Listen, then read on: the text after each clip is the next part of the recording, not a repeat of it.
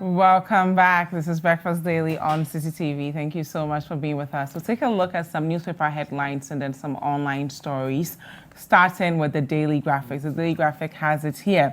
President launches Rearing for Food Jobs on pilot in 5 northern regions. Story on page 3. GWCL customers to pay 18.1% more.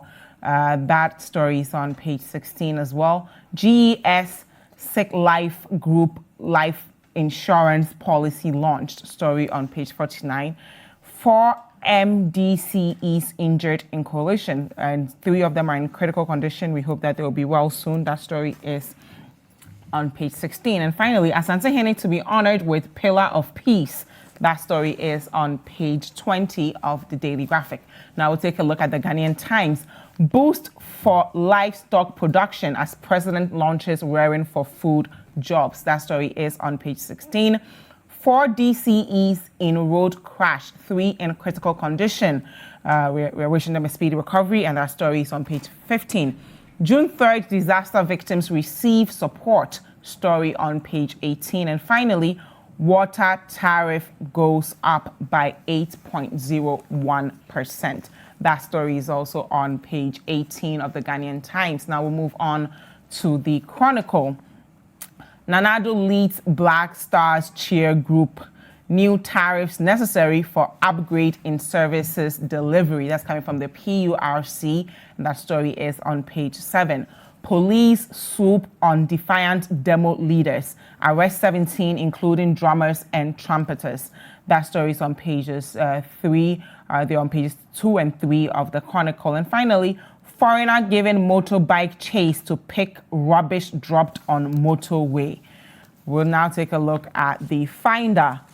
EC blows millions without approval, no supporting documents. That's coming from the Auditor General, and that story is on page 2. Rearing for Food and Jobs will develop Ghana's livestock industry. That's coming from the President, and that story is on page 10. PURC announces 8.01% increase in water tariff effective July 1st. Story on page 9. 18 million subscribers experienced bad service due to 2,000 fiber cuts. Story on page 5 of the Finder. Now go on to the New Crusading Guide.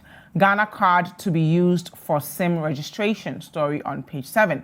Akufo-Addo launches fresh module Rearing for Food and Jobs to develop livestock industry. 4 government officials in car crash on Tamale-Accra Highway. Stories on pages 3 and 10.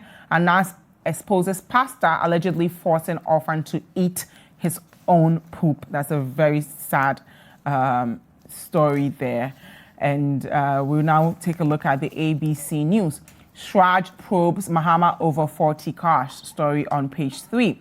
Bauxite company workers to reapply for jobs after violent protests in Awaso. That story is on the back page. Anas exposes pastor allegedly forcing orphan to eat own poop. Story on page 5. And there's an editorial here. Go Black Stars. That story is on page 5 of the ABC News. Now we'll take a look at some online stories, starting with citynewsroom.com, and then we'll move to citybusinessnews.com. So on citynews.com, we have a story here. VRA responsible for 98% of Ghana Gas's debt stock. That's coming from a report by PIAC. NADMO directors threaten protest over unpaid salaries. That's a sad story there. No basis for tariff increments. That's coming from John Jinapo. Report alleged recruits being paid for no work done. NAPCO boss is saying that.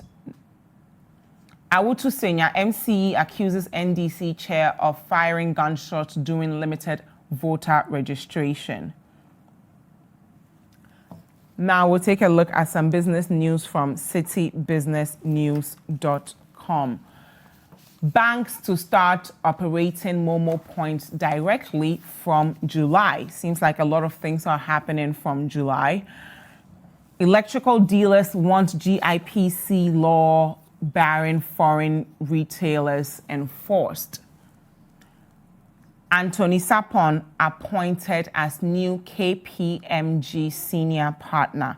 So, of course, you can get all of your news from citynewsroom.com and all of your business news from citybusinessnews.com. Now, I have been joined by Edward Tutor, who's the convener of the Dynamic Youth Movement. Good morning, Edward. Good morning, Dziffa. How are you? I'm doing good. Yourself? Good. It's always good to see you on Tuesdays. Yeah, same here. And I've also been joined by Duncan Amwa, who's the Executive Secretary for COPEC. Good morning, Duncan. Good morning, Dziffa. How are you? Pleasure being here, strong and healthy. I pray every Ghanaian also is strong and healthy? Yes. Okay. Now, throughout the news review, if you have any questions or comments, we want to hear from you. So use the hashtag BreakfastDaily and the WhatsApp line 0550-585-832. Now, take a look at our first story. And it says here that we will be paying some 11.17%, for electricity tariffs and about 8% for water. That's starting on July 1st, which is this Monday. And PUWU is actually demanding further increase in these tariffs. So I'm reading from citynewsroom.com, and it says the Public Utilities Workers Union, PUWU, is asking the Public Utilities Regulatory Commission, that's PURC, to be bold to approve higher tariffs that would help sustain companies within the country's power distribution chain. So I'm going to quote them now. They're saying that PURC is just dancing around the problem and is not really tackling the issue. As workers, we are also consumers and affected by these increases. But the reality is that we are looking at how these companies will be able to operate in a manner that will help us make the needed impact. We are making sure that from the political angle, we don't create some, hoopla. In fact, the representation that were made by both GWCL and PDS, that's the Ghana Water Company Limited and Power Distribution Services, are not the kind of tariffs that have been approved. Meanwhile, some Ghanaians are, already worried about the increase in tariffs, but the Public Utilities Workers Union is saying that the 11% for electricity and 8% for water is not enough. So, Edward, let me start with you here. What are your thoughts on this? All right, thank you very much, Dziffa. Good morning to you once again. Good morning to our viewers.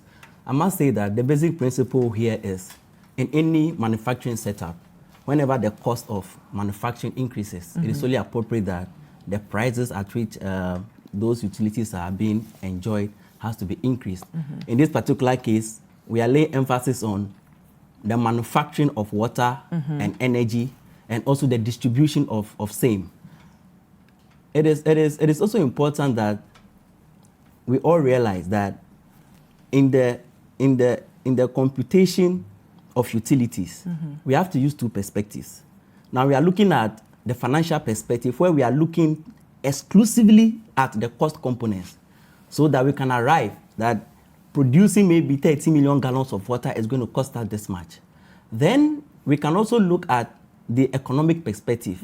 Now, the economic perspective is so technical in that even though we are going to rely on the financial perspective as the cost, government will have to look at which components of the cost that can be absorbed by government and which ones can be pushed over to consumers. Now, it is the economic cost structure, that actually has a direct impact on we the citizens. Because, for instance, when it comes to forest, the sole management of the forest lies within the domain of the Bank of Ghana. Citizens have no role when it comes to management of the city. So, for that matter, when the PURC cites that because of the steady depreciation, it means cost of production have increased. And for that matter, there needs to be an increment in our utility bills. That becomes a very wrong basis because if you cite forest, who manages the forest? are the citizens to blame for that? So even though that comes at a cost component, okay, but when it comes to the economic translation of all those costs, the citizens should be spared of that. So I believe that it is not just a matter of coming out to say we are increasing the utilities, but government must come clean. The PUWU as a regulator has an obligation to explain to we the citizens, and if it is fair, we are going to understand. Now, another reason that has been cited by the PUWU is the financial stabilization of those entities. We all understand that government really comes in to subsidize when it comes to utilities, water, electricity.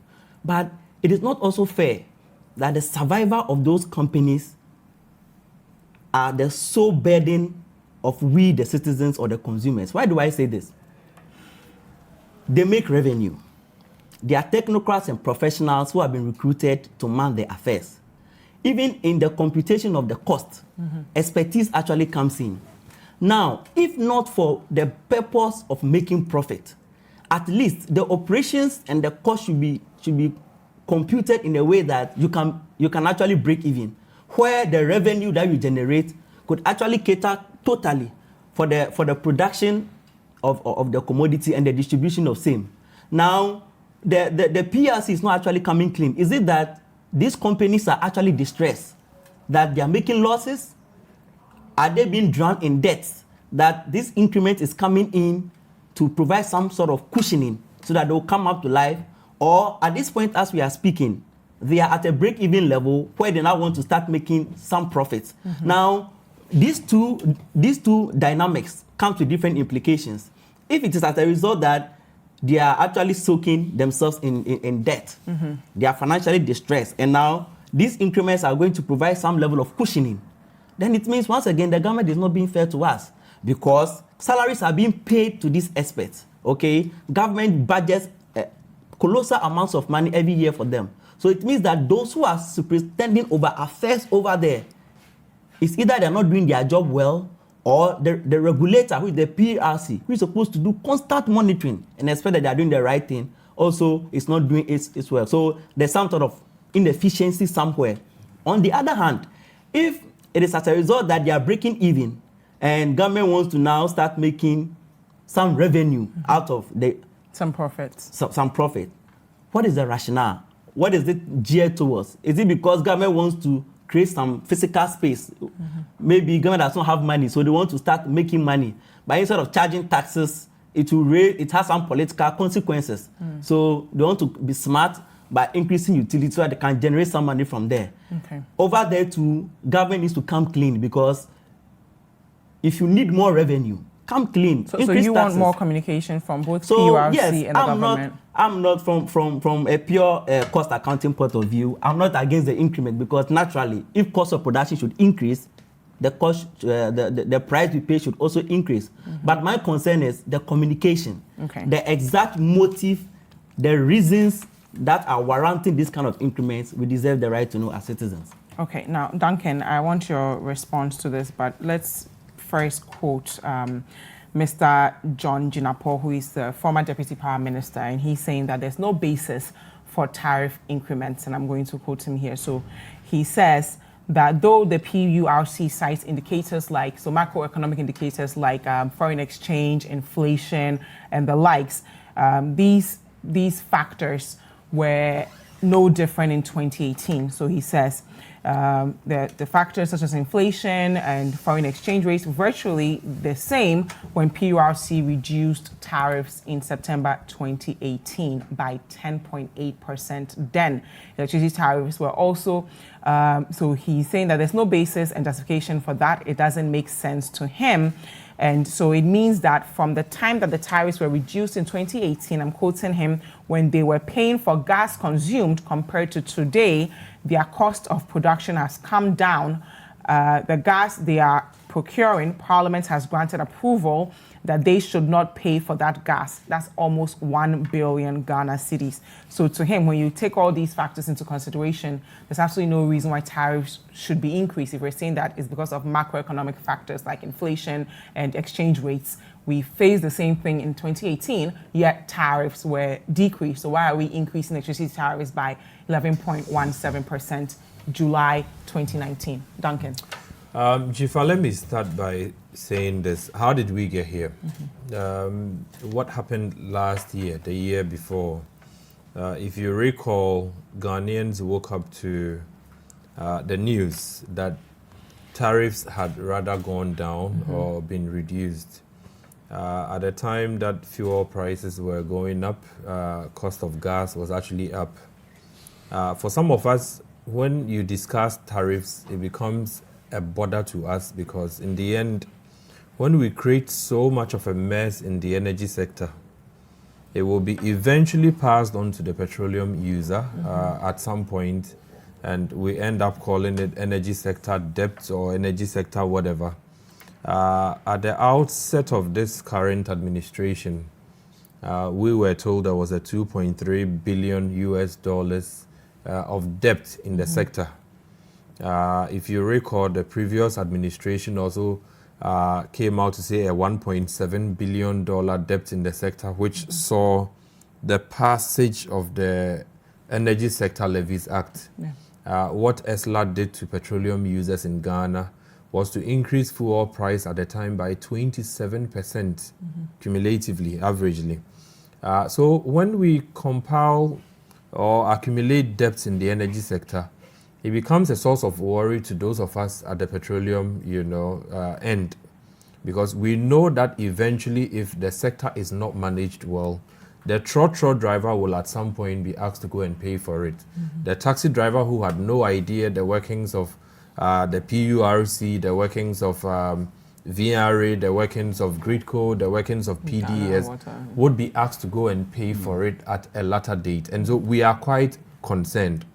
If any of what I heard the Honorable John Jinapo say, that Parliament has granted a certain waiver for Ghana not to pay for gas supplied it by Ghana Gas for the year in question, I will be disappointed in my parliamentarians. Why? Indeed. If you say that gas that is being consumed, which has an economic value, which would have to be paid for by someone eventually, is to be waived off and is not being paid, at what point are we going to pay that debt? This morning I heard in the news that VRA alone owes Ghana Gas almost $228 million. VRA, I'm sorry, would not possibly, wish away that debt. The chief executive VRA may not even have to go into their coffers or funds to pay for that debt.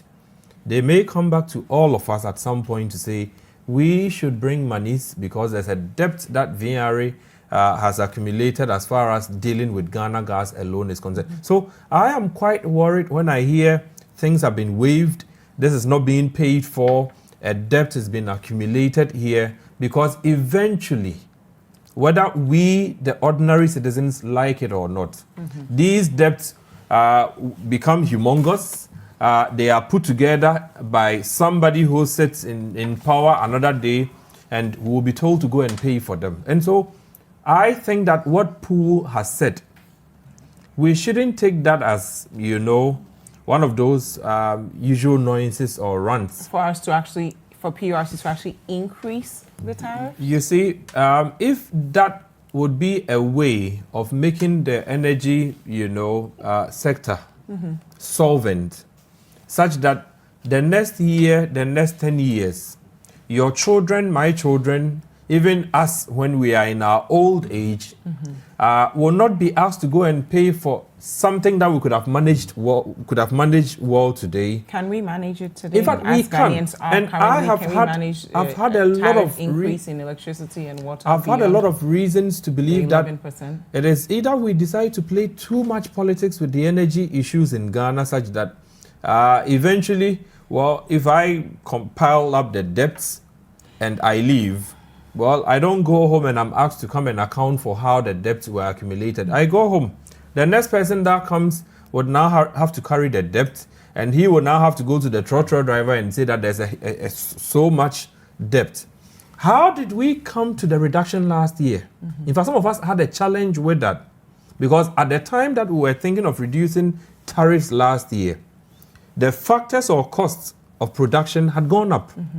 If you recall, the IPPs were asking at the time for about 40% increase. Yeah. What did the government or the PURC decide doing? It rather decided to go down.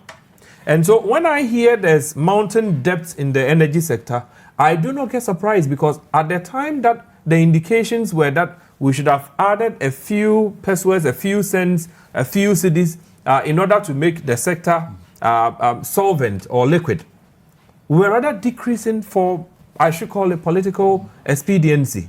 When you do that, energy sector is driven by numbers. The numbers eventually will come back to bite.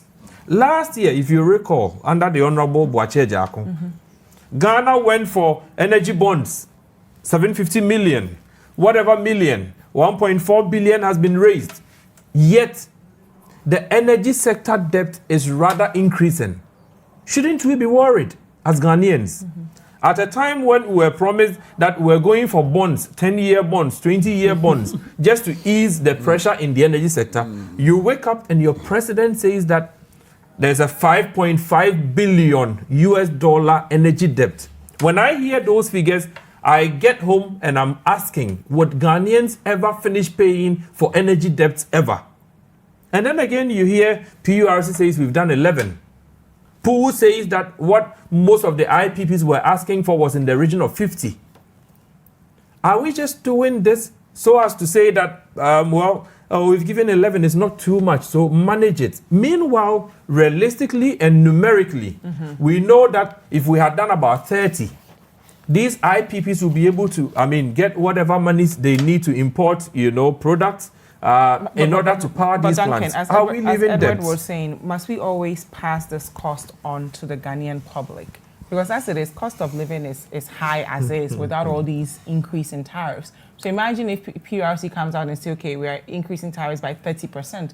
How many people can survive in this country with such a tariff? I get it, we need to get rid of our debt. But realistically speaking, can we afford it as Ghanaians? Dziffa, we have played so much politics with energy in Ghana. In fact, when I read Saudi Aramco report at the end of last year, you would realize that these are energy companies making so much profit, even for their government and country.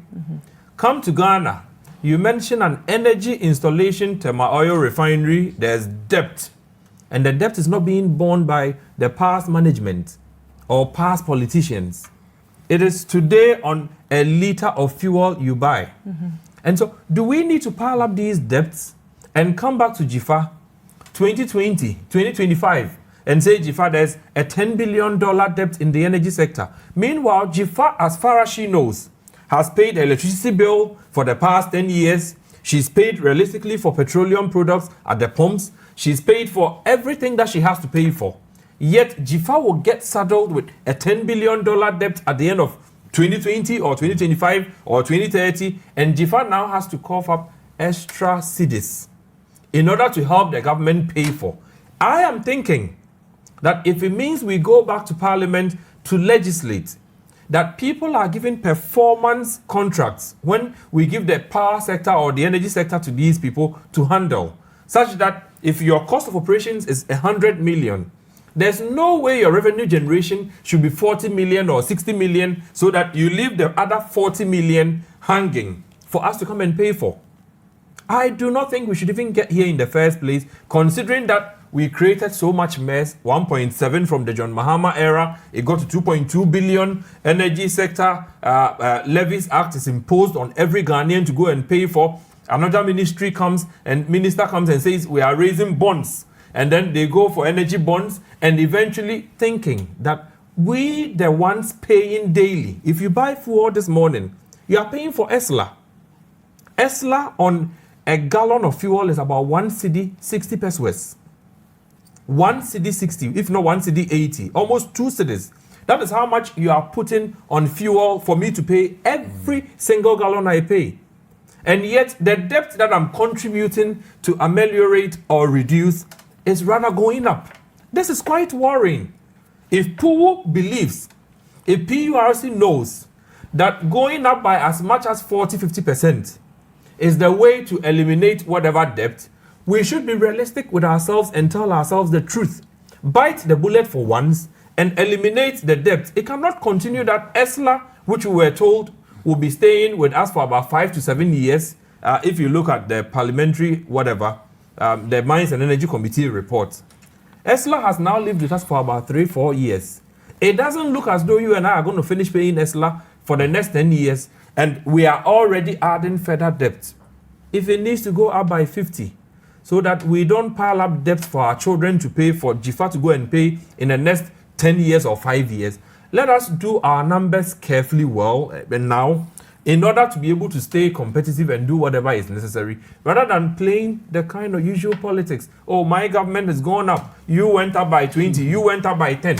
What are the numbers saying? Can we look at the numbers? What is the cost of generating a kilowatt of energy in Ghana? How much is being taken from all of us? How much is the consumer paying? Is the consumer able to pay? If indeed what we are paying currently suffices for the cost of generation and even some revenue added, then there should be no reason at all to even increase. But we do not know the numbers. Let John Jinapo, let the Mines and Energy Committee members of Parliament, let other members of civil society compute these numbers and tell Ghanaians that the cost per kilowatt, generated in Ghana is 20 pesos.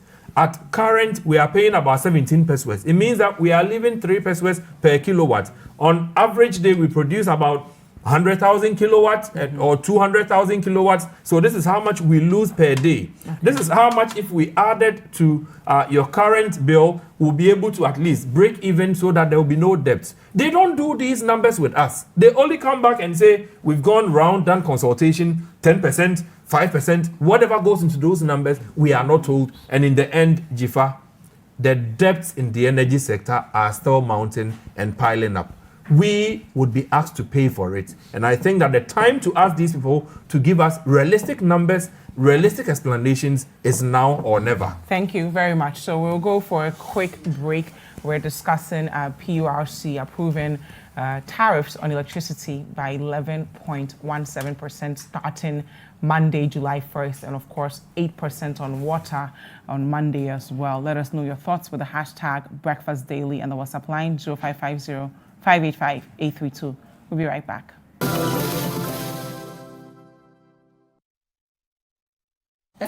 Welcome back. This is Breakfast Daily on CCTV. Thank you so much for being with us. Now, before the break, we're discussing an increase in electricity tariffs by 11.17% starting Monday, July 1st, and an increase in water tariffs as well by 8% starting the same day, July 1st on Monday. I have been joined by Edward Tutor, who is the convener of the Dynamic Youth Movement, and Duncan Amoah, who's the Executive Secretary of COPEC.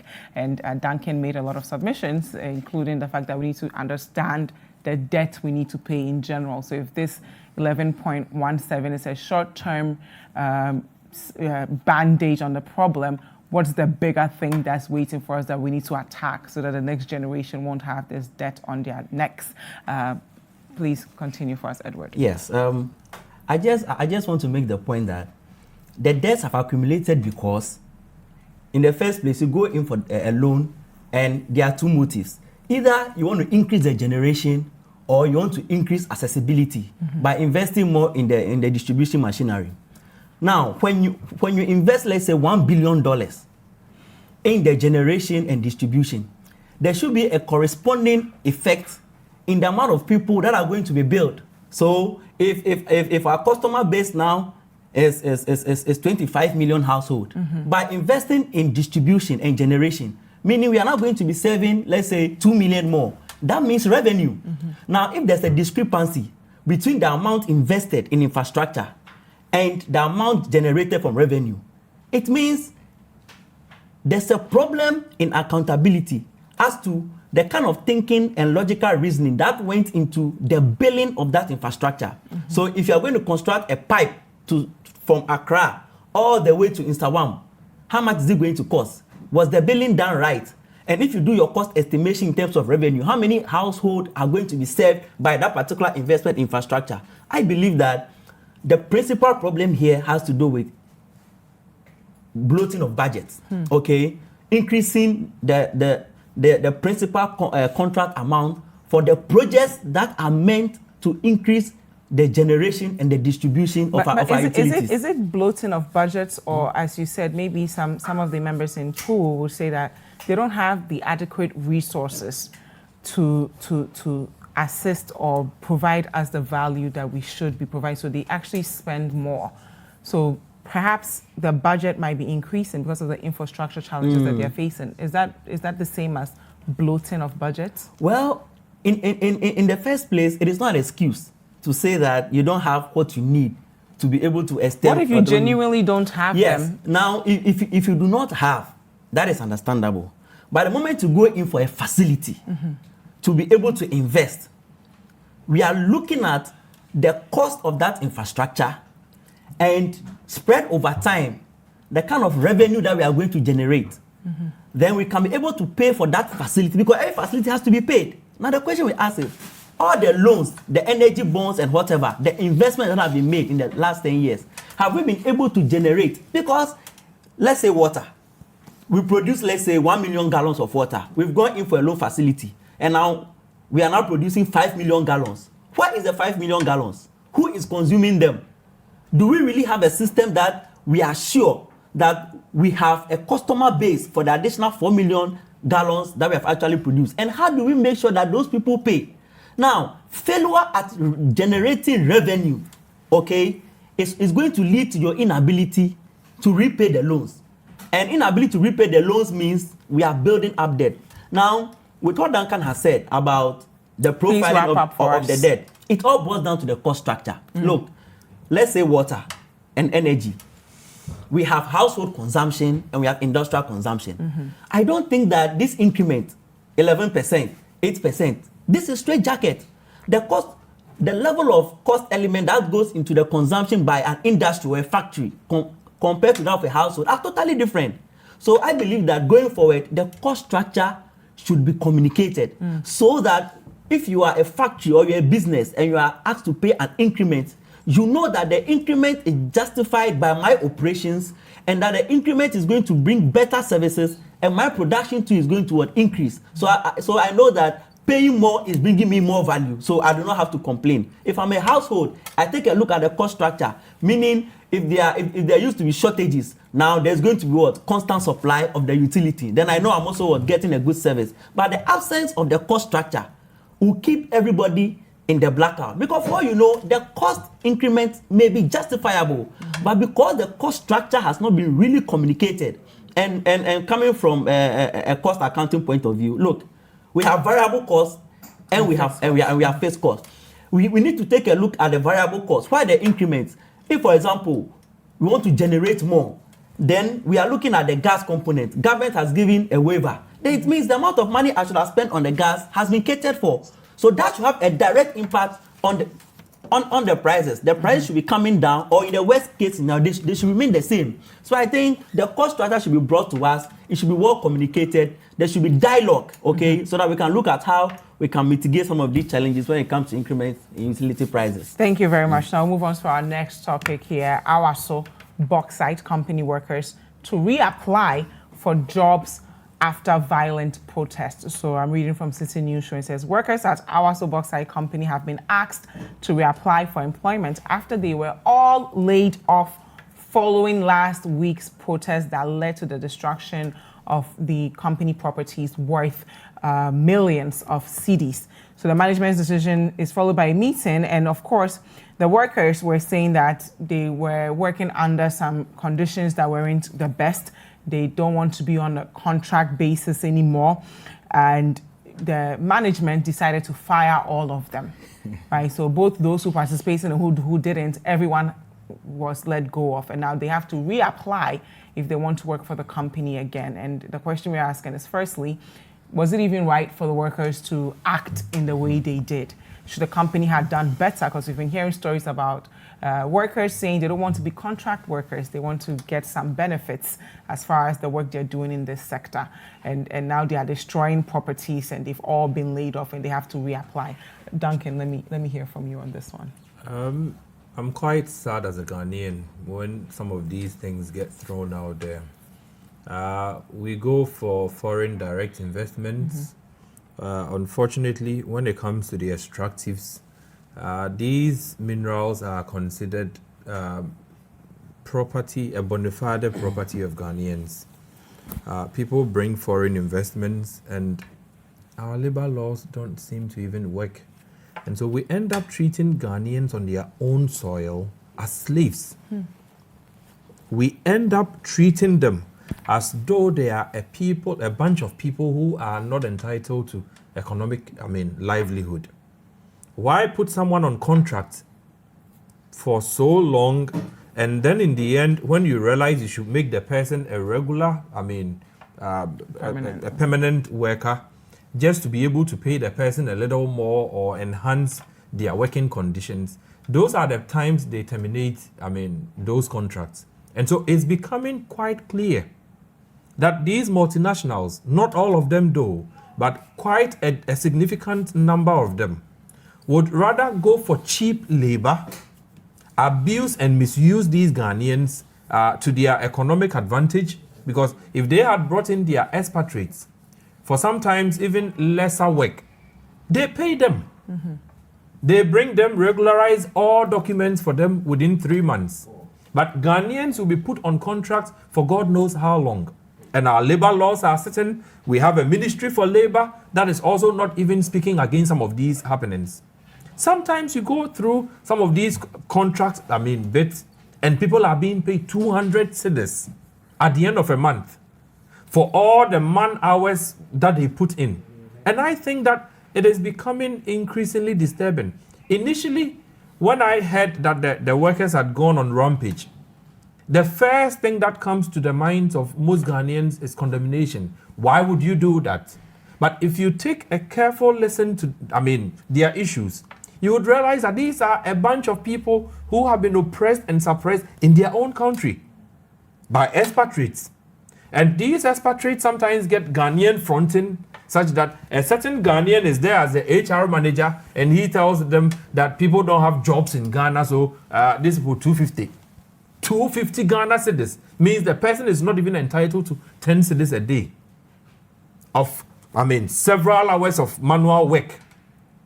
I think that it is high time we take a second look at our labor laws in Ghana, ensure that Ghanaian citizens are first and foremost protected. If the labor law says that you should do a 3 or 6 months probation, that should be about the longest you can keep anybody on contract. But you find people who have done contract 2 years, 3 years. The labor laws are violated. When we find these expatriates to have done all the wrong things, unfortunately, we do nothing to them. And they will fire Dziffa if they have to fire Dziffa, and hire Abena the next morning because Abena needs a job. Abena probably doesn't want to stay at home. And so we allow our own citizens to be abused. Some multinational companies I know in Ghana are doing fantastic, but a lot of them equally are also abusing Ghanaians, at the least shouldn't opportunity. The workers take the companies to court as opposed to destroying properties worth millions of cedis? Dziffa, I wish I knew the exact chronology of events, but I would not be surprised that they have used almost all the channels, previously. I have been privy to certain negotiations. If you recall, there was one instance on one of our oil FPSOs where people were asked to go home. Clearly, people's rights are violated anyhow by employers, especially expatriates. What do we do to these expatriates? Nothing. They get off the hook. What do we even punish them by way of severe sanctions to some of these contract workers? I'm sure that the monies Awaso has made, through these people's hard work, if it was to even give them 5 or 10%, these guys will not complain. Unfortunately, they would rather seek to repatriate profits and treat the Ghanaian worker sometimes as though these people don't have blood running through them. The government has got to sit with these expatriate companies or foreigners who sit here to do their business, especially in the extractives, and insist that you may not be able to hire somebody for contract if the person is going to go underground. You can hire for contract if it is a service delivery. Of course, certain services you can, but if you're risking your life. But if you are putting people out there on the field, And instead of ensuring that insurance is paid them, health benefits are given them, pension benefits are given them, you go and waste these human beings. Some go home with injuries, but because they are contract staff, the company is not obliged to even take care of them. These are clear infractions that we think the Ministry of Labour and whoever is in charge of worker issues in Ghana should take seriously and get to the bottom of. The Ghanaians are being ripped off, sadly, in their own country. Okay, thank you very much. Now, Emmanuel, the company fired everyone, right? And now they're saying that if you want to work with us, reapply. Yeah. Sorry, Edward. Please give us your thoughts on that. Dziffa, I believe that labor is very key. It is one of the sensitive matters in any work environment. And that is why in Ghana here we have the Fair Wages and Salaries Commission set up by the state to ensure that labor-related issues are actually attended to, irrespective of which industry or sector of the economy where you work.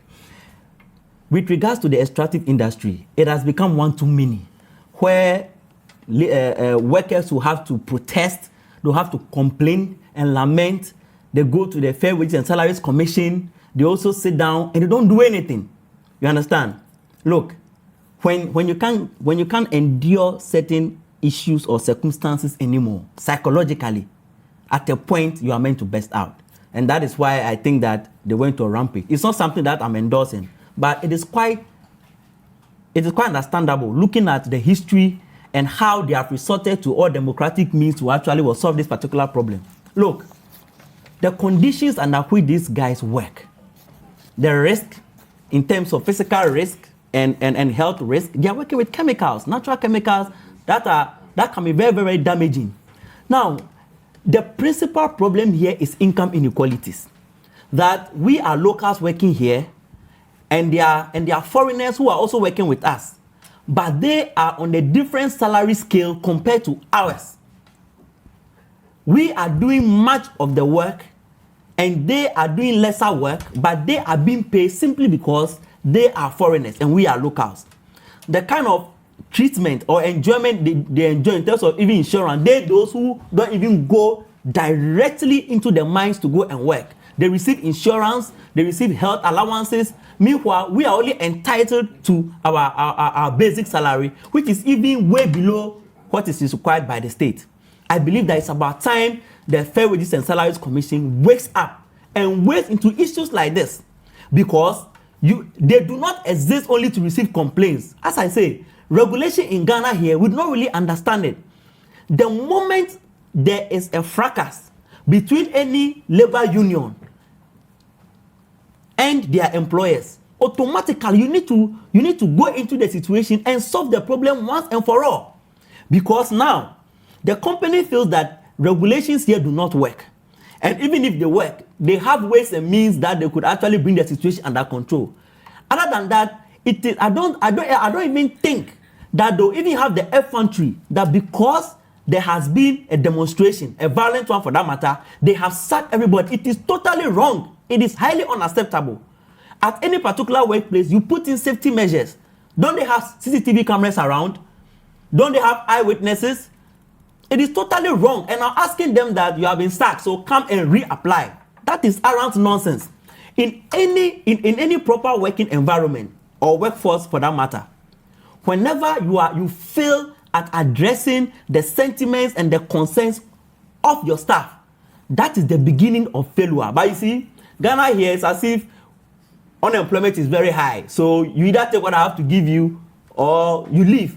In fact, when you leave, there will be people who will be willing to work, to fill the void. And that is why I feel most employers take advantage. Look, I don't think it is fair. It is fair what is going on. The Fair Wages and Salaries Commission should come in. And as a matter of fact, I know there are other civil society organizations that operate within this particular enclave. They must also really come in and add their voice. But let me ask you this: we've had raw materials with us since our inception. We know that this problem is something that is destroying our own people. This isn't anything new. We're in a country where, recently we were very happy that Ghana and Cote d'Ivoire finally came together to say we're going to set the prices for our cocoa. Is it a lack of willpower that's causing us to not engage these multinationals the way we should, because when they go to other countries, they don't do these things. Exactly. They're able to do it because they know they can get away with it. So as Ghanaians, have we done enough to protect our men and women who are working in these sectors? I think the problem that you talk about is greed, in the sense that somebody is enjoying at the expense of these particular workers, okay? Even with regards to the labor union, the mine workers union, I don't even think the leadership of that union is even sincere to their workers. Why do you say because that? Because when it comes to mines, the salary structure and the conditions of service is totally different. And before you even work, you need to arrive at what is called collective bargaining agreement, where the union will negotiate on behalf of the workers. You look at the terrain, you look at the hazards that come with the work, and you look at other conditions. And you negotiate to ensure that the work that you are doing, you are getting the rightful pay or benefit. So it is not a matter of the workers negotiating with the company. It is the labor union that does that. Now, for the issue to degenerate to the point where it is now the workers who are fighting for themselves, it means that trade union has failed. And they should question the leadership of that particular trade union. And if possible, they should get them removed and replace them with people that are going to champion their interests. And the company too is sort of satisfied, because it looks as if some way, somehow, they are able to have their way around. Look, if they do not want trouble with these workers, because these are people who do not look like they want to go, they want to be around, and they want to get what is fairly entitled to them, especially when their foreign counterparts are receiving better pay compared to what they are actually getting. And the state is not doing anything about it. State institutions, regulators, Fair Wages and Salary Commission, they are not doing anything about it. They've not even spoke or issued a statement on this particular matter. They only receive petitions and they don't do anything about it at all. I believe that when we have our natural resources, God has given us those resources so that we can use them to enhance the welfare of our people. Apart from creating employment, we can be able to export them and make money. But it looks as though we do not even have total control. Gold, we have when we go to gold fields, our shares in there as a nation has reduced way below even 10%. But recently, they said Ghana has now overtaken South Africa when it comes to gold production in Africa. What percentage of that total gold production in Ghana is coming to the state? How many Ghanaians are actually benefiting from that total output? Because it's through their hard work. It's through their hard work. Are we benefiting? Now, looking at that milestone of now beating South Africa, Ghana has not beaten South Africa before since independence. This is the first time that this year we've been declared the highest production or exporters of gold. Are the mines, those who are working, are they benefiting? Is it reflecting? When it comes to corporate social responsibility, when you go to the environment where those activities take place, do we see real investment? Do the communities benefit? You understand?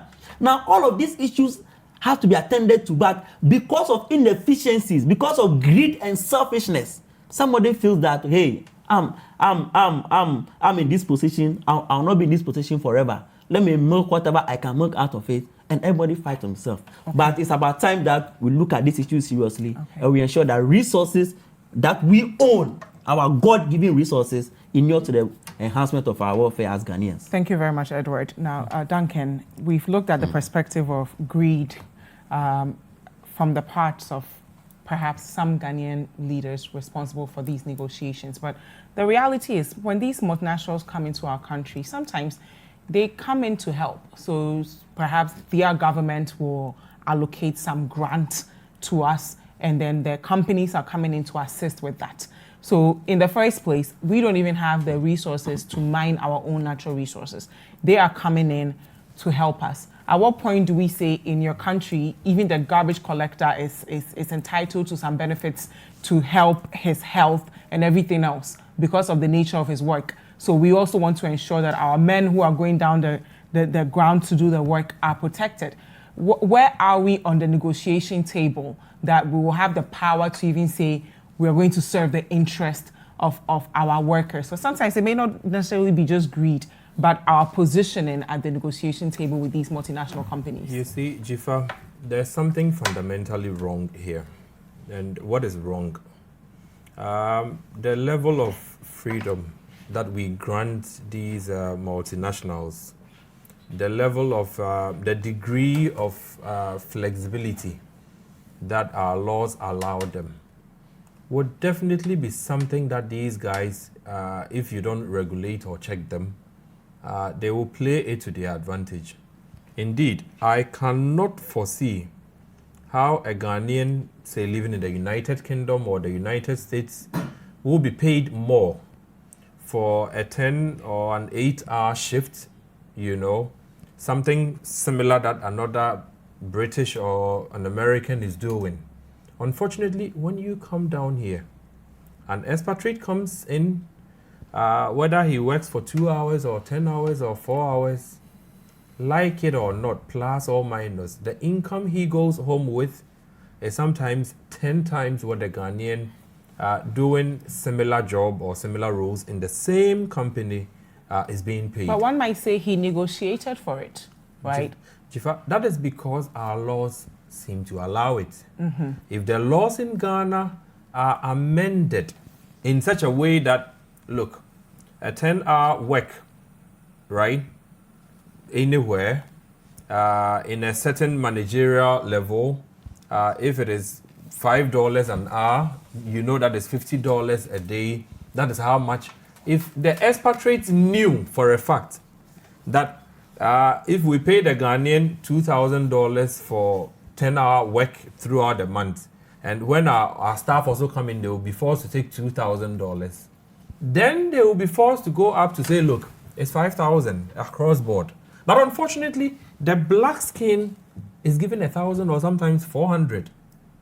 And the white guy who comes in fresh from college, right, is sometimes given $5,000, $2,000, $10,000. And your salary is nowhere near him. So you think this has something to do with race and not necessarily scales and our laws seem not to bite anything. Okay. And I am thinking that it is high time that our labor laws are probably relooked again. Okay. So that expatriate or Ghanaian, irrespective of your color, if it is working on the FPSO as an engineer, and if it is $5 an hour, expatriate $5, Ghanaian $5. Okay. If Thank you. that doesn't happen, I don't see how these guys will Thank you stop very much. Now, agitating finally, our political parties, the two main political parties, NDC and NPP, are meeting over anti-vigilantism dialogue again. So they are talking about it, and any hopes that we will finally get rid of vigilantism in this country as a result of their meeting? Well, I think that this kind of mediation and talks has been long overdue. That is a crisis that has bedeviled the nation, and we are all looking to end it once and for all. Okay. I still want to raise the concerns that some CSOs raised in Parliament has to do with the gazetting of the Short Commission report. Up until now, it has not been gazetted, and I share the opinion that that report should be the guiding principle in the formulation of any law that will be passed to curb vigilantism. Also, there needs to be a system, okay, where after the political parties have agreed and they've committed themselves, there should be a measure based on principle, okay, that for anybody that is going to commit this crime, it shouldn't be that because there's a law, the law should deal with you, but something to tie the political parties so that they will not be encouraged to even bring up this particular issue again. So whatever they sign to should be binding. It should be binding. Okay. And it should be charged to principle. Okay, thank you. Duncan. Dziffa, I do not have any hope. I do not have any reason to believe that whatever meetings and ban on vigilantism and all of that will amount to anything. Trust me, personally, I do not think that we are getting anywhere. There are enough laws in Ghana that deals with crime. If we do not stop politicizing our law enforcement institutions, we cannot be able to fight basic crime, talk less vigilantism and terrorism. There are enough laws in Ghana that says that if somebody goes to wield a weapon that he shouldn't wield, remember Stoneboy Shatawale? Yeah. People were arrested. There are people in Ghana today who should not be carrying guns around. They do carry them. If the laws cannot check them, and you come and bundle them together and say vigilantism and parties should go and sit, these are the very people who are beneficiaries. Yeah. Let other people sit, right? and agree on ways to curtail this, and I'm sure they will come to the bottom of this. The two parties benefit either way you look at it. Okay. They should go and sit and disband what they benefit from. I'm sorry. Thank you very much. Edward Tutor is a convener of Dynamic Youth Movement, and of course, Duncan Amo is the Executive Secretary of COPEC. We have received some of your messages first. Thank you, gentlemen, so much for being with us. Thank you, Dziffa. Dr. Avedi from Awaso says, I think Public Utilities Regulatory Commission should look to improve the quality of water they pump through our taps and stop increasing water tariffs. Truth is that this government is doing very well, especially on power issues. Kindly do a street survey on this power issue, and the statistics would prove my point with facts and figures. Okay. Ask the barber, hairdresser, everybody else in the industry. We must commend this government for her renegotiation of 51% Ghanaian share instead of 49%, which was initially agreed to by the Mahama government. That's coming from George Kwame Jan, who's a teacher at Nsabon. Finally, good morning to you and your panelists. I'm surprised under the leadership of Nanado and Bawumia that PUWU is citing the cedi depreciation as one of the bases for increasing power tariffs. Bawumia should be honest for once and admit his failure as the head of the economic management team. That's coming from Kwame at OCM. Thank you so much for being with us. Do not go anywhere. Breakfast Daily will be right back.